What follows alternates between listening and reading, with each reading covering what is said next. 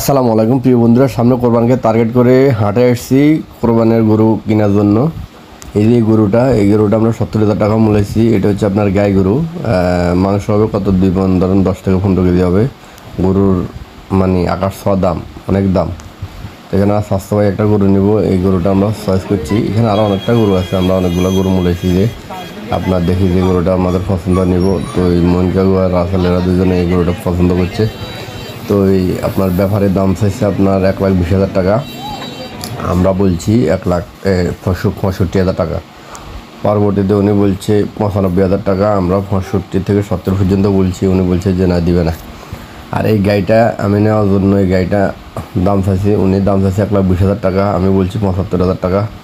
Last উনি বলছে 1,05,000 টাকা। আমি দেখতেছি যে গরুটার ওলান একদম ছোটো, আর যে আপনার মানে বাছরটা আপনার সাইওয়াল না, বাছরটা হচ্ছে বাংলা ছোটো জাতের বাছর। এই কারণে আমি আর সামনের দিকে আগাইনি। আর এমনি মোটামুটি কোরবানির টার্গেট করে অনেক গরু উঠছে।